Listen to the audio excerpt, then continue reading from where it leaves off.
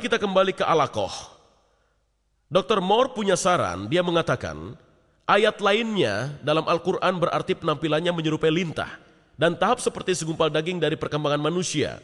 Dari definisi ini Dr. Moore mengusulkan ada 23-30 hari embrio yang berusia 23 hari, panjangnya 3 mm atau 8 dalam satuan inci. Saya tidak dapat melepaskan jari saya darinya tanpa menyentuhnya terlebih dahulu. Ini adalah tahap 10, terlihat di sampul dalam buku Moore. Ini awalnya, lihatlah, ini adalah sperma yang memasuki telur. Jadi ini adalah tahap 1, menuju ke bawah ini ke tahap 6 pada minggu kedua. Dan ini adalah minggu ketiga. Dan ini adalah tahap 10 yang pertama, dan ini hari ke-23. Dan ini adalah apa yang ingin dikatakan oleh Dr. Moore, seperti lintah. Jika kita bisa melihat lebih jauh dan melihat pada sinar X, ini adalah hari ke-22 dan tulang belakang masih terbuka. Dan ketika kita melihat pada hari ke-23, tulang belakang terbuka di sana dan terbuka di sana, dan kepalanya terbuka lebar, tidak terlihat seperti lintah. Dan jika Anda terus mengikuti, ini adalah diagram untuk itu. Kepalanya terbuka, nostril, neuroper, dan akhirnya diagram ini menunjukkan ini adalah embrio yang berusia 20 hari. Ia memiliki sebuah kantung kuning telur dan ia memiliki tali pusar, sama sekali tidak terlihat seperti lintah. Masalahnya, masalah besar dengan dua definisi dari kata alaqah ini adalah tidak tersedianya contoh tegas dari penggunaan bahasa Arab itu sendiri. Berabad-abad sekitar Hijriyah, satu-satunya cara untuk membuktikan arti tersebut adalah dengan penggunaannya. Satu-satunya cara untuk membuktikan apakah bentuk tunggal alaqah dapat berarti embrio yang berukuran 3 mm atau sesuatu yang lengket adalah dengan mengadakan pencacahan, menunjukkan penggunaan kata ini dalam surat di seluruh Mekah dan Madinah, utamanya dari bahasa kaum Quraisy. Hal ini bukanlah tugas yang mudah karena banyak usaha yang telah dilakukan untuk menjelaskan bahasa Arabnya orang Quraisy. Orang Muslim zaman dahulu memahami secara batiniah kebutuhan untuk mengetahui arti kata-kata Al-Quran secara pasti. Dan dengan alasan ini mereka mengadakan kajian secara menyeluruh tentang puisi dan bahasa mereka. Maka Abu Bakar, mantan rektor topeng utama pada para pasangan, membawa topik ini dalam sebuah konferensi di bawah Satu Tuhan di Munkalia 1985. Ia melontarkan pertanyaan ini kepada hadirin. Apakah teks keseluruhan dari Al-Quran yang diketahui pada masa Muhammad itu tetap sama? Dan jawabannya adalah puisi kuno menunjukkan ya. Kita hanya bisa menyimpulkan jika ayat-ayat yang membawa kenyamanan dan harapan bagi umat muslim selalu tetap, maka pernyataan ilmiah yang terkandung dalam ayat-ayat itu juga harus diterima sebagai tetap, kecuali bukti baru yang ditampilkan. Hal ini sangatlah penting karena beberapa ayat mengatakan bahwa informasi ini adalah sebuah tanda.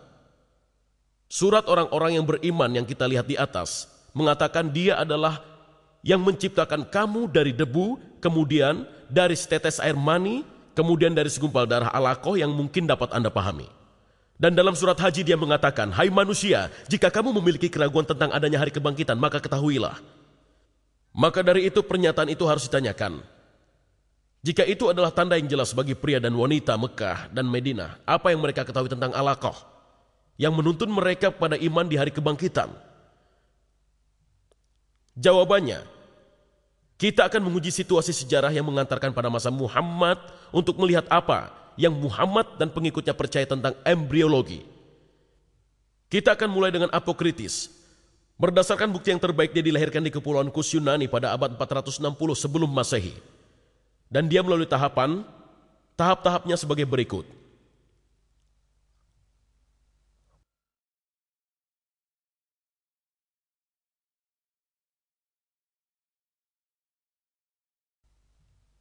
Air maninya datang dari hasil keseluruhan tubuh orang tua masing-masing. Air mani lemah berasal dari bagian lemah, dan air mani kuat berasal dari bagian kuat.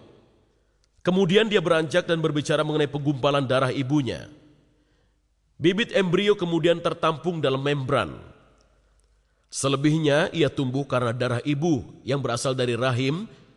Seorang wanita langsung menyadari ia berhenti menstruasi. Kemudian, tentang daging, Dia mengatakan pada tahap ini dengan penurunan penggumpalan darah ibu, daging terbentuk dengan umbilikus. Dan terakhir, tentang tulang belulang, dia mengatakan selama daging tumbuh, ia terbentuk dalam anggota yang berbeda dengan nafas. Tulang menjadi keras dan menumbuhkan cabang seperti pohon. Berikutnya kita lihat pendapat Aristoteles. Dalam bukunya tentang generasi binatang sekitar tahun 350 sebelum Masehi, dia mengungkapkan tahap-tahap embriologinya. Dan ia berbicara tentang air mani pertama dan darah menstruasi atau katemenia. Di bagian ini Aristoteles berbicara tentang air mani pria sebagai hal yang murni.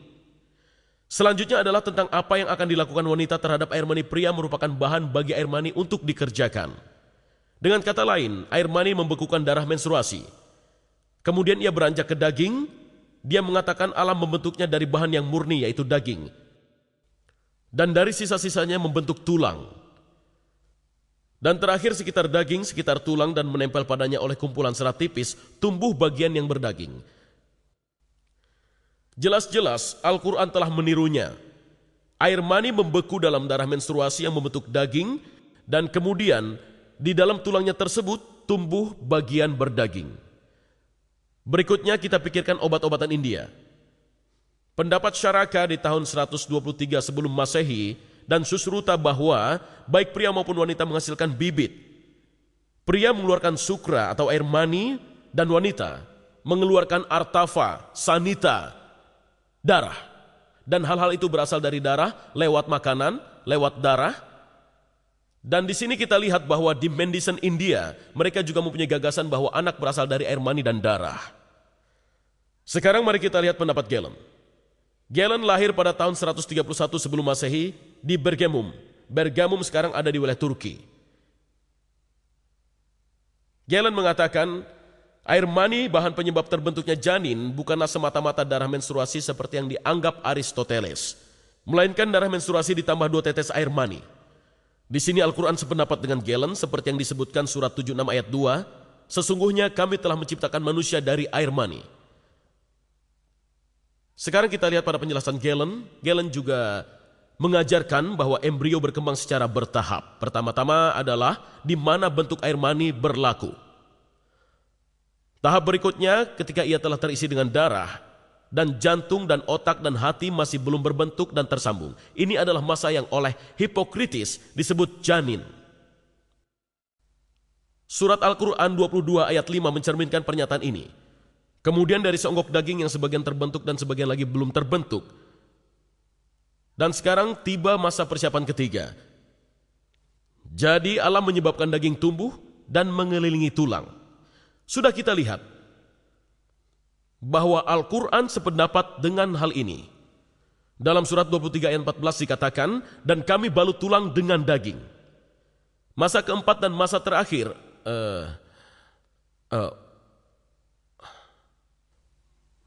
masa keempat dan masa terakhir adalah tahap ketika semua bagian tubuh mulai berubah.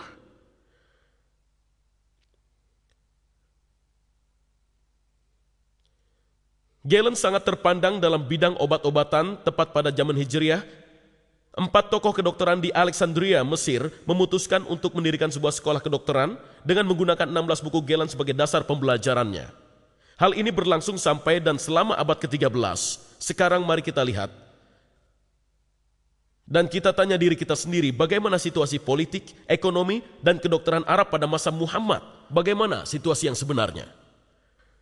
Dari Hadramaut di Yaman, pedagang rempah-rempah berdagang melewati daerah selatan melalui Mekah dan juga Madinah, dan kemudian mencapai seluruh Eropa. Di Arab Utara, sekitar tahun 500 sebelum Masehi, kaum Gaza mengambil alih, dan tahun 528, mereka menguasai gurun Syria sampai pinggiran Madinah. Shiraik, sebuah bentuk dari Aramaik serumpun dengan bahasa Arab, adalah bahasa resmi mereka. Pada tahun 463, kaum Yahudi menerjemahkan Taurat dan Perjanjian Lama dari bahasa Ibrani ke bahasa Shiraik. Museum Inggris memiliki salinannya. Kitab itu berguna bagi kaum Gustian yang beragama Kristen dan bagi kaum Yahudi di Arabia. Selama masa ini Sirigus, Syria, dan Shini yang meninggal di Konstantinopel pada tahun 536 yang merupakan salah seorang penerjemah terdahulu,